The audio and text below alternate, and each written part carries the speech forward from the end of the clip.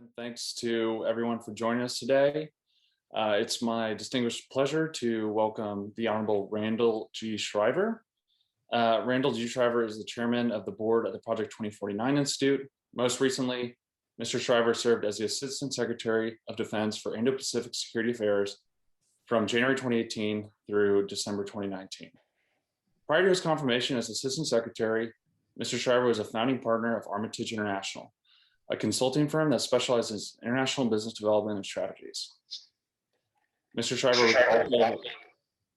Schriver was also a founder of the Project 2049 Institute and served as president and CEO. Previously, Mr. Schriver served as Deputy Assistant Secretary of State for East Asian and Pacific Affairs. From 2001 to 2003, he served as Chief of Staff and Senior Policy Advisor to the Deputy Secretary of State. From 1994 to 1998, he worked in the Office of the Secretary of Defense, including as a senior official responsible for the day-to-day management of U.S. bilateral relations with the People's Liberation Army and the bilateral security and military relationship with Taiwan. Prior to civilian service, he served as an active duty naval intelligence officer from 1989 to 1991, including a deployment in support of Operation Desert Shield, Desert Storm. After active duty, he served in the Navy Reserves for 9 years, including as special assistant to the chairman of the Joint Chiefs of Staff and an attaché at U.S. Embassy Beijing and U.S. Embassy Ulaanbaatar. Mr. Schriver has won numerous military and civilian awards from the U.S. government and was presented while at the State Department with the Order of the Propitious Clouds by the President of Taiwan for service promoting U.S.-Taiwan relations. Mr. Schriver received a Bachelor of Arts degree in history from Williams College and a Master of Arts degree from Harvard University. Just one note, as the event is proceeding, feel free to submit your questions and answers, and I will be going through that after the presentation by Mr. Schriver. And without further ado, Mr. Randall G. Schriver. Great. Well, thank you so much, Jonathan, for the nice introduction, and Dr. Imboden and everybody at University of Texas Strauss Center for inviting me. My only regret here today is I'm not joining you in person. I look forward to the opportunity to do that when conditions allow. But for today, we'll be virtual and look forward to this discussion on Indo-Pacific security. This is a region that is very dynamic and receiving a great deal of focus and attention from the new administration, which I'm grateful for. But I think this is really the region that will be largely the one that determines our future for better or for ill. And so it's appropriate that it is a priority area and a focus area of the administration. It's a region where we find over half the world's population, over a third of the global economy, 6 out of 7 of the world's strongest militaries, and all 5 of the globe's top 5 users of energy, and of course related top 5 emitters of carbon dioxide, respectively. So it's a region of tremendous weight for us across a variety of sectors and interest areas. And of course, it's an area where our greatest and most significant strategic competitor resides, the People's Republic of China. And also, we shouldn't underappreciate the fact that we are the United States, a Pacific nation. Sometimes where I sit in Washington, D.C., that is underappreciated, maybe the same in Austin, Texas. But you know, all one needs to do is pull out a map and see that Great Aleutian Island chain from Alaska, how far that goes into the Asia portion of the Western Pacific. Look at Hawaii, where I'm from, and I know Dr. Imboden is from. Look at the great U.S. territories of Guam and American Samoa, which, by the way, territories that contribute more to the U.S. military per capita than most U.S. states. And you'll see that we are resident in the Pacific, and this is an area that we rightfully take interest in because we're part of it, in addition to all those significant factors I mentioned earlier. So this has been a focus area, at least for 3 administrations. And I think there's a great deal of continuity across 3 administrations if we include the beginning of the Biden administration. And that might sound a little funny because I think differences in tone and style and leadership and some of the pet issues of the previous administration would have us think at first glance it's very distinct and perhaps perturbations in policy. But in fact, I see a lot of continuity given these great interests, given our identity as a Pacific country. Remember, the Obama administration had what it called the pivot to Asia, and then later the rebalance of Asia, but basically making the point that this is an important region to us. The strategic guidance from the Obama administration was 60% of our naval forces were going to be in the Pacific. He worked on the Trans-Pacific Partnership Trade Agreement, although didn't get it across the finish line, invested heavily in partners and allies, including important emerging partners like India, Indonesia, and Vietnam. So I think into the Trump administration, there was actually a great deal of continuity. And in many ways, President Trump was more evolutionary than revolutionary. And again, I think that may sound funny to some, but I think it's a very defensible statement, and I'll tell you why I see it that way. Again, the inheritance of the pivot to Asia, in many ways, the Trump administration made the pivot even more meaningful with its policy of promoting a free and open Indo-Pacific and resourcing that priority area in stronger ways than the previous administration. So the free and open Indo-Pacific policy that was enshrined in the Trump National Security Strategy and the National Defense Strategy had, I think, greater clarity, but many of the same themes and many of the same pillars as the previous administration. The greater clarity, of course, is found in how the previous administration spoke about China, being very direct, referring to China as a strategic competitor, and noting that the competitive aspects of our relationship were the defining qualities of that relationship, and that our challenge was really full spectrum, trying to keep the characters and qualities of the Indo-Pacific region free and open, and working with partners and like-minded countries to do that. So the previous administration, for example, named the Indo-Pacific region the priority theater.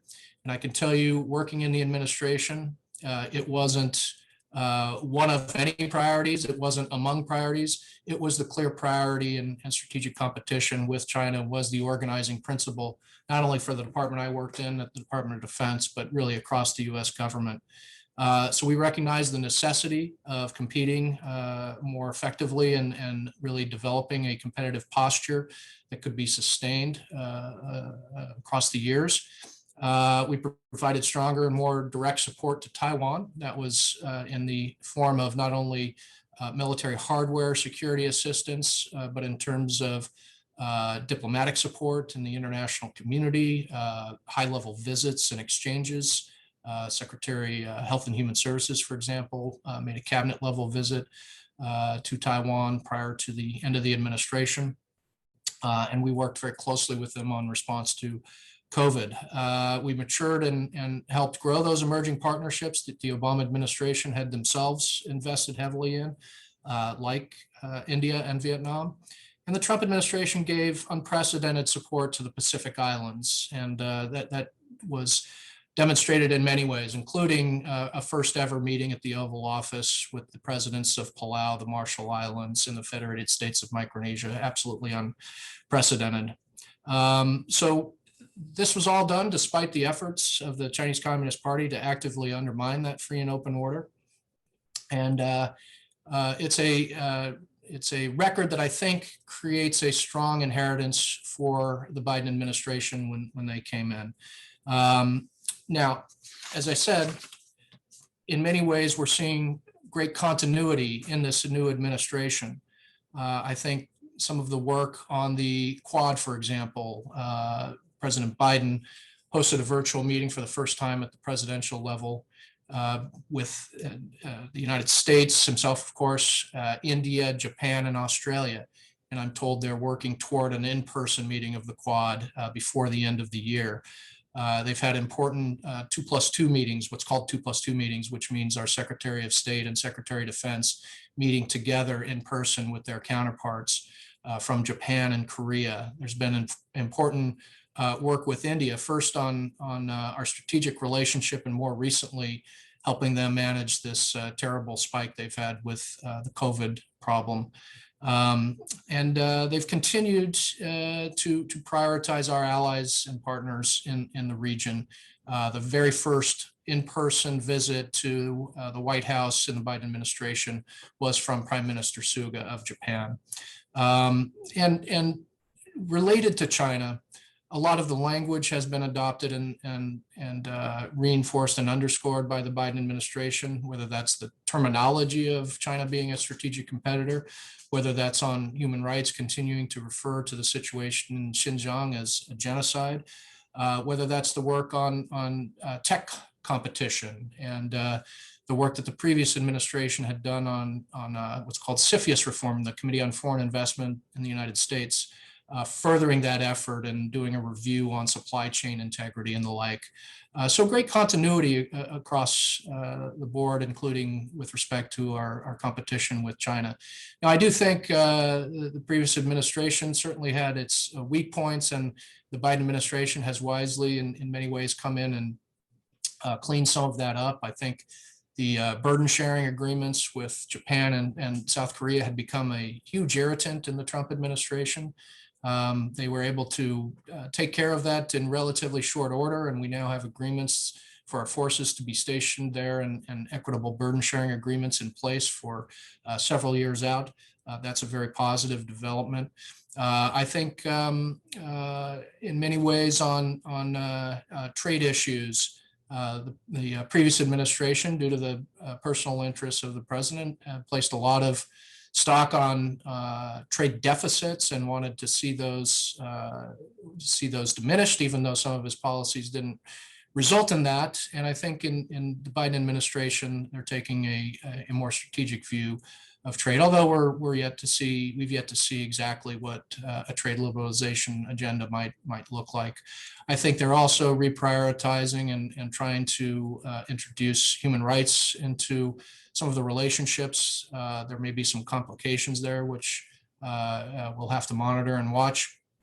And of course, they're taking a stronger interest in climate change and international cooperation. We note Secretary Kerry's visit to Shanghai to talk to Chinese counterparts about that, and President Biden's hosting of the summit just last week. So there are some differences among the areas of continuity that are important to note, but I think by and large, given our identity as a Pacific nation, given the weight of this region, given the dynamics of China as a competitor and a country that seeks to undermine the free and open order in many ways, this administration is trying to support policies that the previous administration and even the one before that initiated and put in place to make us a stronger and more effective competitor. So I'm of the view that the administration is off to a good start and would give them credit for that, and have given them credit for that in congressional testimony recently. I think they're still putting people in place. We have very strong people like Kurt Campbell at the White House, but others have been named but not yet confirmed. I think a good team is forming. Ambassador Dan Crittenbrink will be nominated to be the Assistant Secretary of State for East Asia. My friend Eli Ratner will be nominated and hopefully confirmed to be Assistant Secretary of Defense for Indo-Pacific Affairs, my previous job. So as the team comes into place, they'll have an opportunity to look at that inheritance, see what should be sustained, preserved, and where some recalibrations might be needed. So rather than critique a new administration and criticize, I just think there are some remaining questions about how things will unfold, and particularly when there are disruptions to the status quo and challenges to the status quo, and how might they respond. So I'll just share with you a few things that are on my mind along those lines. I think there is some questions about priorities. Like I said, the previous administration was crystal clear that competition with China was the organizing principle and the true strategic priority. Not one of many, but it remains to be seen if it will remain that sort of place of priority in the new administration, or whether other priorities will seep in and start to compete for time and attention and resources. And I think while it's in word right now remaining a priority, we also need to see where resources go. The first defense budget will be a sort of flat budget, just slightly under rate of inflation, so perhaps a real decline, but not a drastic drop or precipitous drop that some had worried about in my community and among national security professionals. But what will that look like over time? I think there's a lot of discussion among Capitol Hill staff and others that the next budget might represent a pretty significant decline. I've heard as much as 10%. Is there fat in the defense budget? Surely. Can it come down and we can do things to invest smarter and wiser and get more out of less? It's possible, but I think we would be, we do well to remember the Obama administration, and really the main criticism of the pivot at the time was great policy, great strategy, under-resourced, and we don't always look serious, particularly when it comes to security commitments. So I think watching the resource question over time will be important. I think investing in partners and allies is a very good thing. I'll be interested to see how that sort of rhetorical position translates into real action, and what does that mean on the ground or on the high seas. Because I happen to think relations with allies and partners were pretty good under the previous administration, despite some of the appearances or despite some of the rhetoric at the highest level, which of course can cloud things. But in fact, we worked very closely with Japan, Australia, even the Philippines, despite some of President Duterte's ambivalence about the alliance. We certainly helped them in Marawi City with their counterterrorism problem, and we helped them deal with the encroachments of their EEZ in the West Philippine Sea, part of China's campaign to coerce the Philippines where disputed territories were concerned. So I'll be interested to see what that really looks like in practice and in implementation, and how allies and partners will truly be prioritized. I think there are some questions about how to maintain a military edge. I mentioned just the bottom line sort of resource question, what would happen to defense budgets, but there really are questions about how those resources are invested in the future. I was an advocate for the Pacific Deterrence Initiative that was included in the National Defense Authorization Act last year. It's a very important provision, and it basically says there will be portions of the Department of Defense budget that will be protected and walled off and will be dedicated to the Pacific and not elsewhere. But that number for PDI has been low in the first year. I think that's okay. I think it's important that it be established, and we start to create precedent for spending in the Pacific in ways that make a difference in military terms.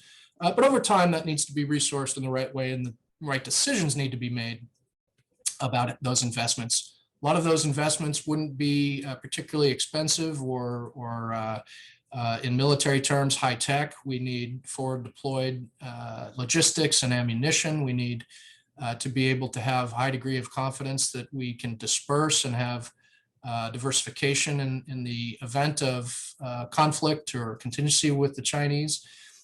Remember, our posture in the Pacific remains largely a legacy posture of post-World War II and Korean War, where we are very heavily present in basically two places. We're very heavily present in the Korean Peninsula with close to 40,000 troops there, and we are very heavily present in Japan. And even within Japan, very heavily concentrated on Okinawa. So for an environment where we are looking at ballistic and cruise missiles from our adversary, competitor, that really holds at risk all those forward deployed forces. So the game for us really becomes, how do we have confidence we can sustain a fight, survive, and then prevail in a range of known contingencies. And that's why I think something like the Pacific Deterrence Initiative is so important. There are questions about what does a post-INF world look like for the United States, the intermediate nuclear weapons agreement, where we agreed with the Soviet Union in 1987 to basically prohibit and outlaw a certain class of missile systems. We withdrew from that in the Trump administration because the Russians were non-compliant and were cheating. We probably would have stayed in had the Russians come into compliance. But the fact of the matter is getting out helps us vis-a-vis China, because China, having never been in INF, was in fact building its military power projection capability entirely on the backs of this particular class of missile, which we had outlawed. So we have a chance to not necessarily achieve parity in terms of numbers, but introduce a capability that can hold things at risk for China, capabilities that they've had, to hold things at risk for the United States. So those are ground-based systems. So there are geopolitical considerations. No decisions have been made about where such capabilities might be deployed, but all of us can pull out a map and have a pin and a string and start to figure out where the ranges would lead us to want to be. And so these are discussions we'll have to have with our partners and allies and see exactly what that post-INF world looks like and how that can maybe even out in many ways the security balance. As I said, the new administration is committed to reintroducing human rights as more important issues in our various relationships. I think the previous administration never fully neglected these issues, and in fact, with respect to China, was very strong, referring to Xinjiang as a genocide, putting sanctions in place, particularly global Magnitsky sanctions on individuals involved in the detention camps in Xinjiang, involved in the crackdown in Hong Kong. But in fact, in many areas across the region, human rights were raised, but not necessarily in consequential ways for some of our interlocutors. So I'll be curious to see not only how the administration picks up these issues related to China, and there's a big decision coming up on the Olympics. Would there be a boycott or maybe a diplomatic political boycott and allow the athletes to go? There are a number of proposals being kicked around. But I'm also very interested to see how this might apply to some of our emerging partners and allies. The Trump administration worked hard to, in fact, reverse some of the previous decisions. We resumed foreign military sales and resumed international military education training with Thailand, first time since the 2014 coup. We removed Kopassus in Indonesia off the list of entities we were not allowed to exercise with because of previous human rights considerations and the so-called Leahy laws. So we removed those restrictions and we started exercising with Kopassus in Indonesia. We were able to segregate in political ways the armed forces of the Philippines from the National Police of the Philippines and say that the armed forces of the Philippines, and say so legitimately and with data and facts, that they were not involved in the extrajudicial killings in the Philippines related to the drug war there. And so we were able to have normal relations with the armed forces of the Philippines. We were able to grow our strategic partnership with India in ways that involved military and defense relations, increasing our number of exercises and military sales and the like. How will this new administration look at the various actions of the government in Delhi that have in many ways disadvantaged ethnic minorities and religious minorities and their various moves in Kashmir? These are considerations if you're going to make human rights more meaningful in your policies and in your relationships. These are things that we'll want to understand and watch what it really looks like in practice. I think another area that we'll be watching closely is the technology competition with China. The tech competition is very real, and it's one that lends itself to cooperation with partners and allies, but it's also highly complicated. And when we look at things like supply chain integrity, and I just had a conversation with a group of students about this, it's probably unrealistic and even undesirable given a market of 1.4 billion people that we would decouple completely.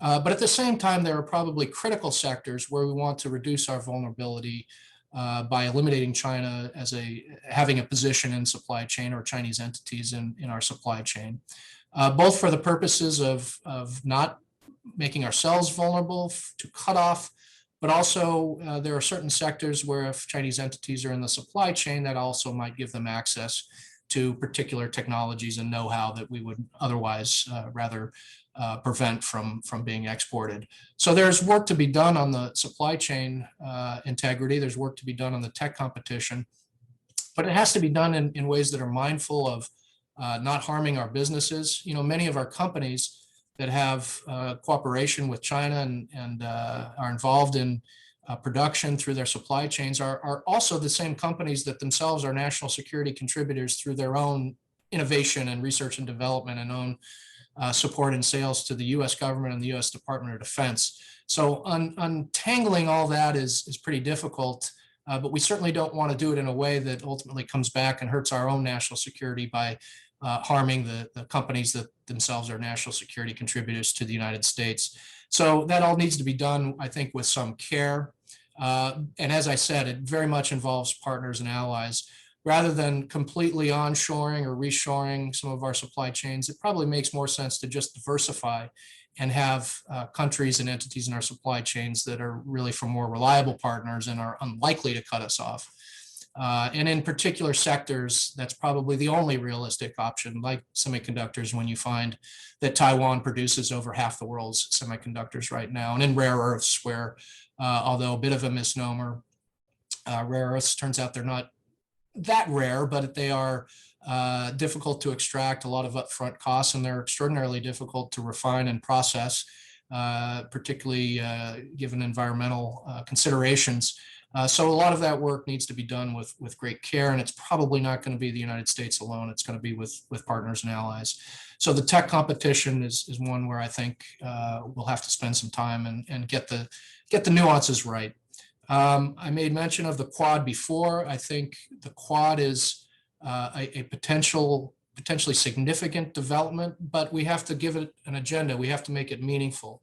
I think the first meeting that President Biden hosted with Prime Minister Modi and Prime Minister Suga and Mr. Morrison in Australia, I think was highly effective because they had an agreed upon agenda to talk about vaccine distribution and COVID relief. Over time, will there be a security agenda added to that? I'm hopeful that there will be, and I think there is the potential for that. I'm one that looks at the founding of the Quad as really having taken place on December 26, 2004. That's the date of the great Southeast Asian tsunami and the great humanitarian tragedy there. It was those four countries, the United States, Japan, Australia, and India, that collectively responded as a contact group of four to that humanitarian tragedy. And it's because we had the capability, but we also had the values that compelled us to want to respond. We had the political will, and we were able to muster a response. All of those factors and all those conditions are still in place. But how do we operationalize that again beyond just waiting for another humanitarian crisis? How do we actually cooperate in ways that are meaningful to sustaining a peaceful environment and a free and open Indo-Pacific? I mentioned a bit about trade. The Trump administration, I think I would critique and say in many ways fell short. The administration started by pulling out of TPP, something I supported. I supported TPP, and said we were going to do bilateral trade. But in fact, we did a repeal and not a replace. We repealed TPP, and then we're very slow to come around on bilateral trade agreements. The focus was frankly elsewhere, creating mechanisms to better support the private sector, which I think were successful. Working with the Congress on the BUILD Act, for example, to create the Development Finance Corporation is a significant move, and it allows us to support U.S. private sector in our overseas investment strategy. But in many ways, we never fully came to the fore with a trade strategy, certainly not a multilateral trade liberalization strategy.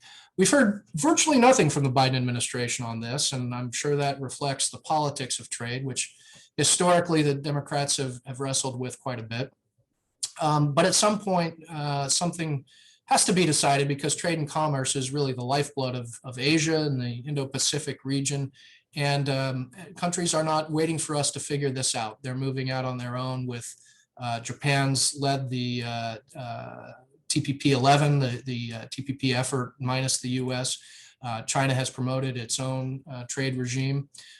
So at some point, even standing in place and not declaring a policy leaves you standing on the sidelines watching others move forward. So that's another thing to watch and see what kind of trade strategy the administration will come forward.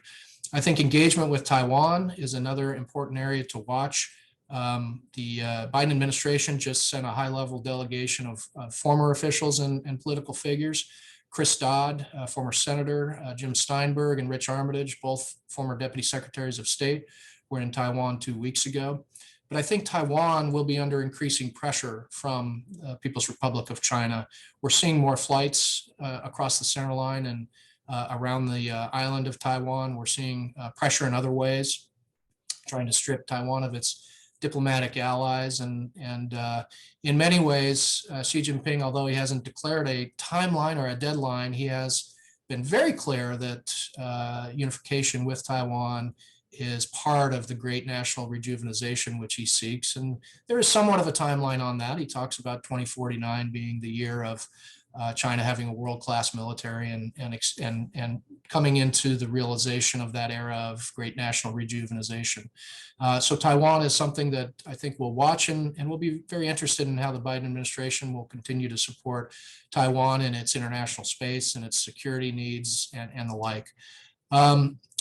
I've talked about just about everything related to China, but there are other issues out there in the Indo-Pacific. And a big one is North Korea and what should be done about the nuclear program there and the security threat of not only North Koreans posing to South Korea and the region, but the threat of proliferation, the ongoing human rights tragedy there.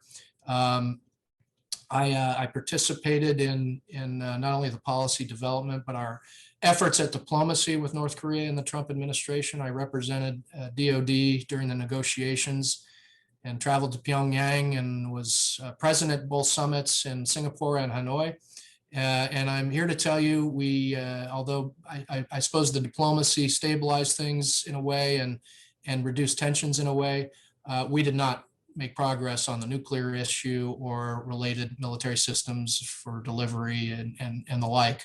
That puts us in good company with every other administration. We've now seen just about everything tried: 4-party talks, 6-party talks, so-called strategic patience, ignoring North Korea with the Trump administration, leader-to-leader engagement, high-level diplomacy. We've seen virtually everything tried and nothing having been successful. So the Biden administration will have to make some decisions. I'd personally like to see a return to something resembling maximum pressure. I think in a way going to leader engagement early in the Trump administration.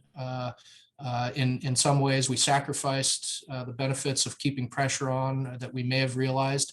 That's a judgment call for history. But I think we certainly had a coordinated policy with friends, allies, and even China at a point to put pressure on the regime in North Korea. And I think trying to reconstitute that in some form is probably the best course. But again, that's something more to watch and learn about as their review is underway than to say at this point we know what that outcome will be.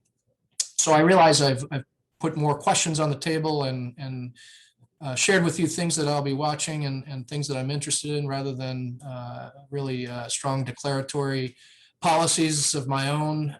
But hopefully that's enough to spark interest and lead us into a discussion. I'm happy to answer questions or receive your comments or criticism. And again, my only regret is not being there in person to have this exchange, but I do look forward to it. So thank you. Great. Well, thank you so much for that, Mr. Schriver. We obviously really appreciate your time, and your insight is clearly invaluable. So I'm going to kick off the Q&A here, and y'all can keep on filling these questions up. The first question is from Larry O'Brien. He says, is our legacy military posture well equipped to deal with PRC's forming strategies and tactics, including the co-opted fishing fleets, Coast Guard vessels, fast attack naval craft, maritime drones, anti-ship missiles, etc.? Oh, it's a great question. So I think there's a blend of things.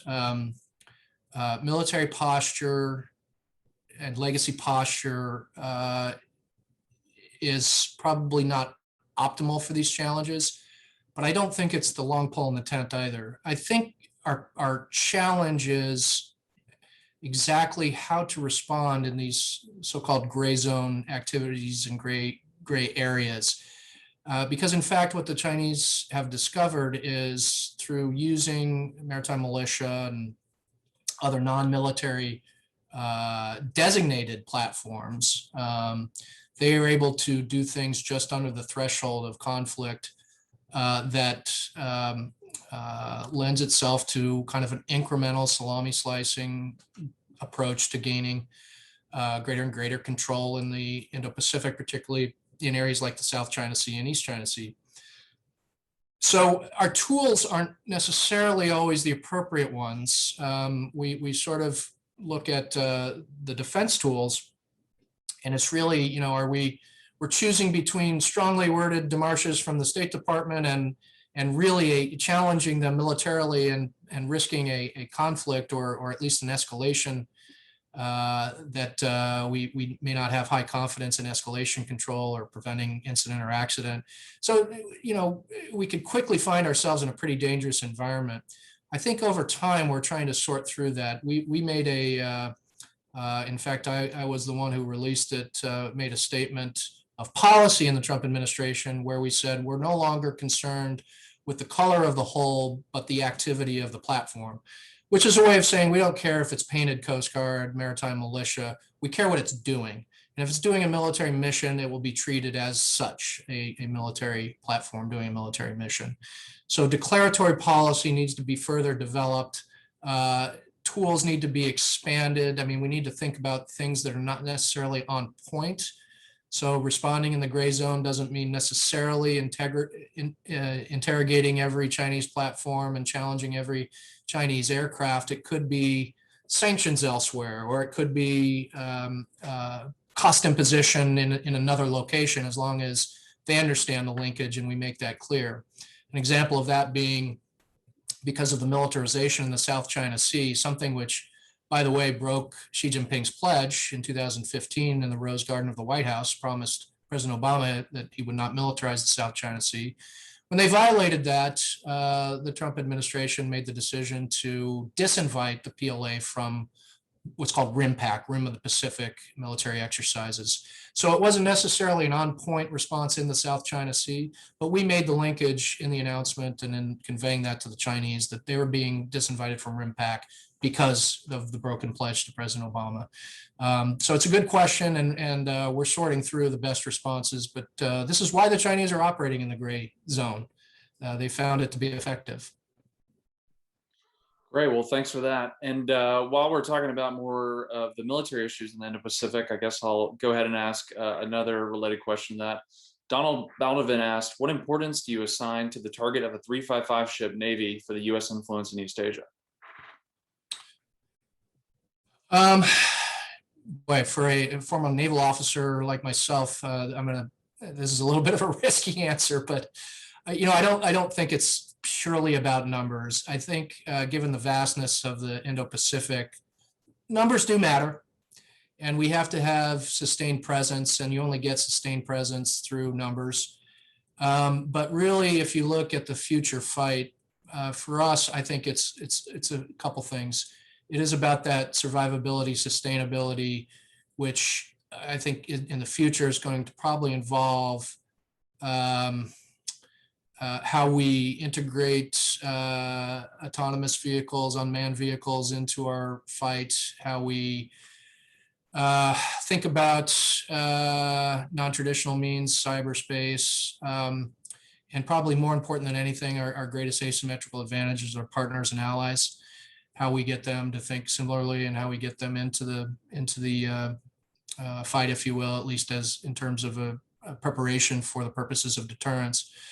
So I don't think a particular number is something to get bogged down on. And you know, I think the combination of partners and allies, we can get to higher numbers. But I take the point that in the vastness of the Indo-Pacific, the tyranny of time and distance, numbers matter to a point. Great, well, thanks for that. And our next question is actually from one of my professors, Dr. Sheena Greitens, and it has to do with our class, so maybe I'll get extra credit, who knows. But Dr. Greitens says, Randy, thanks so much for joining us. She hopes that you can make it in person sometime soon. She says, her question centers on the role of democracy and democratic values in America's Asia strategy. The Trump admin emphasized the geopolitical competition between free and repressive visions of the world order in the Indo-Pacific. The Biden admin has also emphasized democracy as both a guiding principle and a strategic asset of the U.S. national security strategy. But the U.S. also has to work with some allies and partners that are either flawed democracies or not very democratic. What advice would you give to the current admin on how to thread that needle? Yeah, unsurprisingly from Dr. Greiten's a great question. Well, look, I think part of our ability to be a trusted partner and be effective in the Indo-Pacific is when we're seen as living up to our own values and words and promoting those values among other countries. So I don't think it's a matter of either or, but how you do it. And I know in Dr. Greiten's question, that's what she's getting at. So, I think we disaggregate and we meet countries where they are. And I think when you do that, you're going to find some countries are flawed, as Sheena said, but redeemable, and we're able to work with them. And if they understand it's of importance to us and its importance, it carries importance in the alliance or the partnership, whatever the case may be, they at least have to account for that. In other areas, I think we're going to find it a much more difficult slog. And you get down to a couple cases that are really hard. I mean, I think the Obama administration was probably guilty of a little irrational exuberance when it came to Myanmar in the second term of the Obama administration, and really thought that reforms were going to sweep the country, carry the day, and so on and so forth. Well, I don't think Aung San Suu Kyi was ever the person that people hoped she would be and thought she might be after her Nobel Prize. And I think she's proven in every way she falls short of that. But in fact, the country was always really struggling with ethnic tensions, religious tensions, and a lot of that was sort of glossed over as they were engaging in the modest political reforms that they did. And so that's a long way of saying, I don't think we're at a place now where, we should be making a lot of exceptions for Myanmar, given the atrocities in the Rakhine State and the treatment of the Rohingya. At every opportunity, they've had a chance to say, we'll work with this displaced population to create conditions for favorable return and safety and security. And every opportunity they've opposed doing that. You get to some pretty hard ones. You get to what's going on in Thailand right now with their rollback of democracy. Post 2014. We thought there was a pathway to something more positive. But in fact, we've seen some rolling back of reforms. And, Thailand's important to us. It's a regional hub for us. It's an old ally that in military terms, it's our largest, Cobra Gold's our largest exercise in the region. So I think those alliances are worth fighting for, and we include human rights in the agenda and democracy in the agenda, and we make it clear that there are limitations on our relationship. There's a ceiling there unless we see improvement there, but I don't think we cede the field to China, and I don't think we completely turn our backs on an old ally like that. So I guess it's a long way of saying I agree it's important. I think it's probably the right thing for the Biden administration to look at what a large grouping of democratic countries might mean. It's right for them to include it in the agenda, even with our partners and allies. But I think at the end of the day, disaggregating and looking very closely case by case is what's going to be warranted. All right, well, thanks for that. Going back to the Quad, which you mentioned earlier in your talk, Nicholas Romanov wants to know, Secretary Pompeo floated the idea of institutionalizing the Quad. Do you think the U.S.-led alliance structure will remain as a hub and spoke network or bilateral ties, or will alliance in the Indo-Pacific become something more like an integrated bloc? So formalizing or institutionalizing the Quad is a little tricky. I think at least one member jealously guards its non-aligned status, and that could be in name only. I remember Secretary Mattis used to have these very long meetings with his Indian counterparts, and he'd usually quip at the end of the meeting, you say you're not aligned and that's fine, but after talking to you for an hour and a half, I can't find anything we're not aligned on. But it's an identity issue, and it's a legacy issue given their colonial experience. And I don't think we're going to be in a position where we're going to have a formalized Quad that has an alliance-like appearance. Maybe I'm wrong, but I don't see it. But I prefer just to build it and then see what's possible, particularly on the defense and security side. And over time, the actual paperwork associated with it may not matter all that much. I think if you look throughout the rest of the region, there's a little bit of a recalibration on the importance of treaty allies versus others. And even within treaty allies, there's a bit of a recalibration on who has the capabilities and the will to do certain things related to China. And I think ultimately we'll find in Southeast Asia, for example, there are some non-treaty, non-allied countries that are willing to do more with us to do things to preserve a free and open Indo-Pacific, which is different than saying, confront China, because most of Southeast Asia doesn't want to stick their head out. They live in that region. They have to deal with China. They're large trading partners with China. But you look at a country like Vietnam, we poll as a country, the United States as a country, 94% favorable in Vietnam. It's pretty remarkable given how recent our conflict was with them and how difficult the era that was. Chinese poll in the single digits, so that those numbers probably are related to one another. We've had a couple of aircraft carrier visits now to Vietnam. We've provided them with Coast Guard cutters. So that's a relationship that's not going to be an alliance or formalized in a treaty. But I think the relative importance of a relationship with Vietnam versus maybe some of our legacy alliances, I think that'll start to change. And so I think what I'm describing is not NATO-like, but something that's a blend of traditional allies and partners, and then the emergence of these other groupings, if you will, in ways that are practical in terms of problem solving. And if you look at maritime security, that's inherently a multilateral endeavor. And we need people who can contribute, see, sense, and contribute, have the capabilities to monitor EEZs and then share data. So that's going to bring us together, I think, and we'll see a security structure that's a little different than either NATO or even the legacy hub and spoke approach of our allies. Great. Well, thanks for that. And just like you, I'm very interested to see how the Quad progresses over the next couple of years, and especially under the Biden administration. I'm now going to ask actually a question of my own, something I'm really interested in. And I think we're really privileged today to have, a China watcher that goes back a couple of decades, even to the post-Soviet, like the immediate post-Soviet era, which I think is fantastic.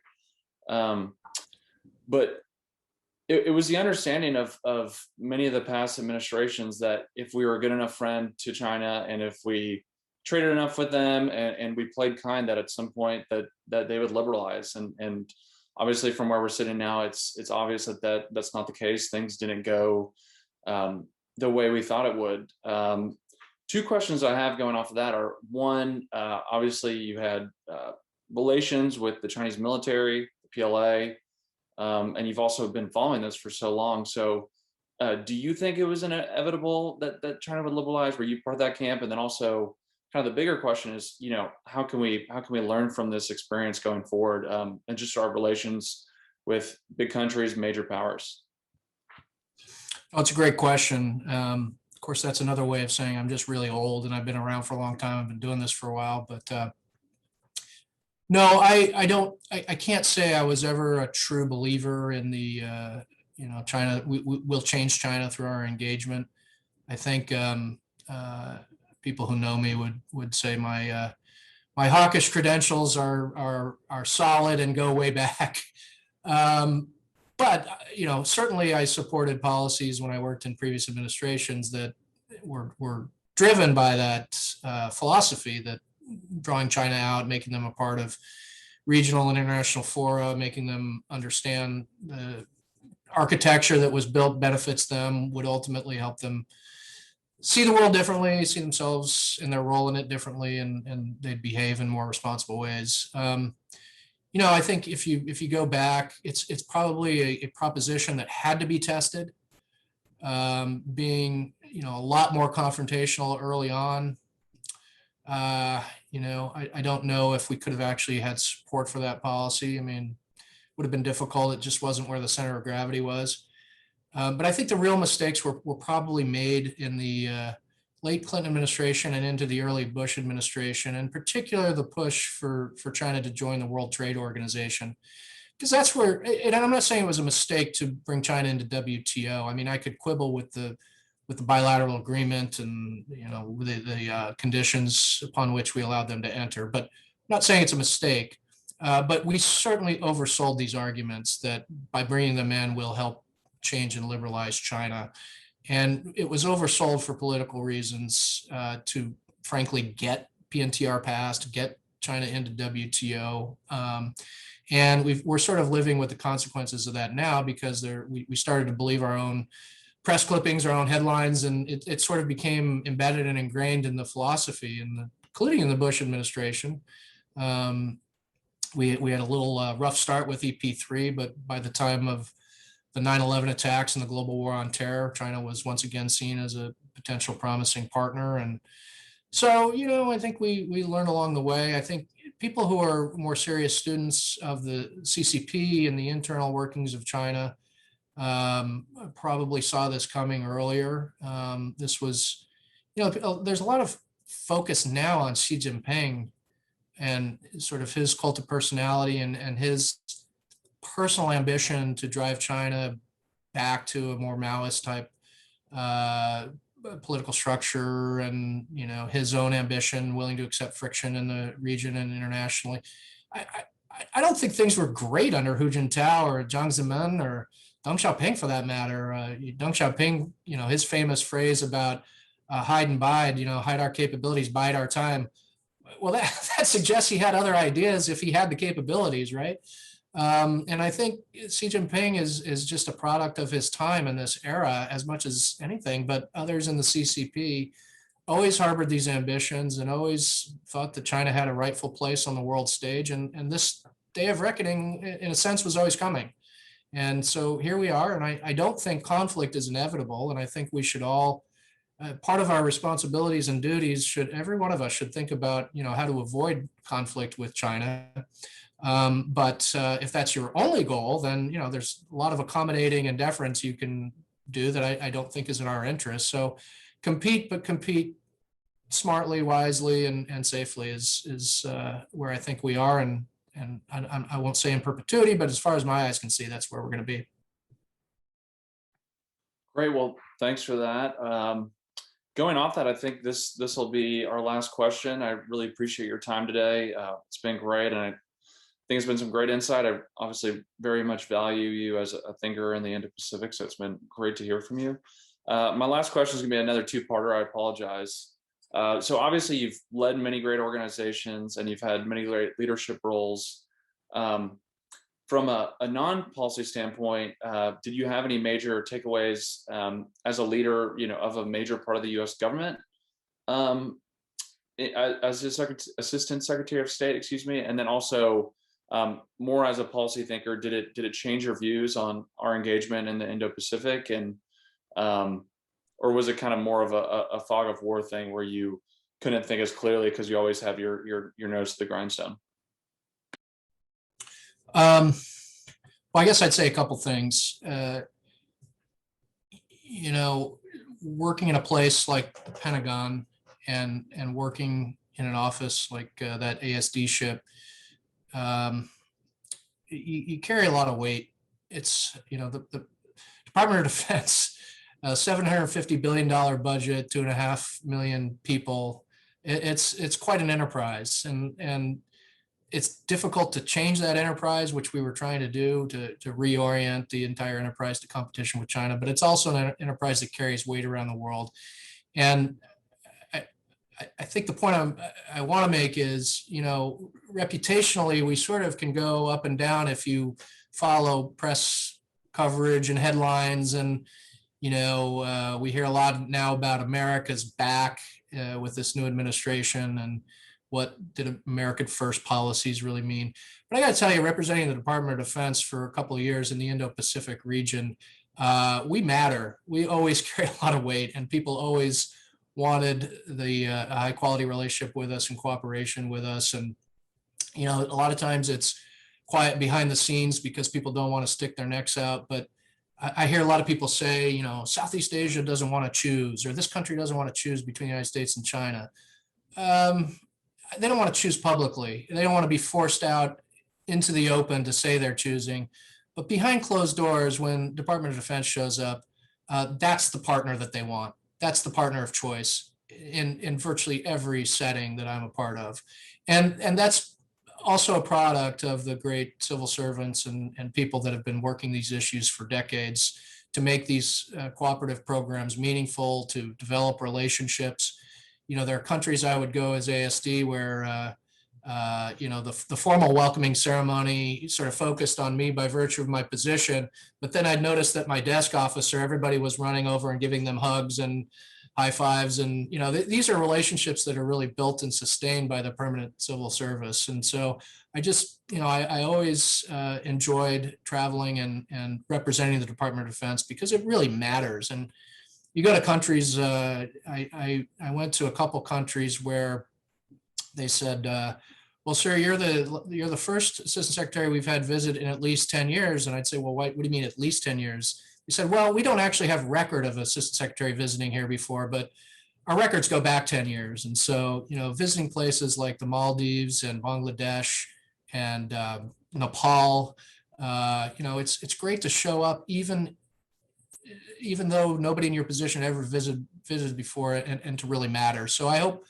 Dr. Ratner's going to be nominated to fill that role. I hope he appreciates the same quality to that job that I'm describing. There might have been another part of your question. What was the other part? So did the role also, change your views on how you think about the region and how you approach it?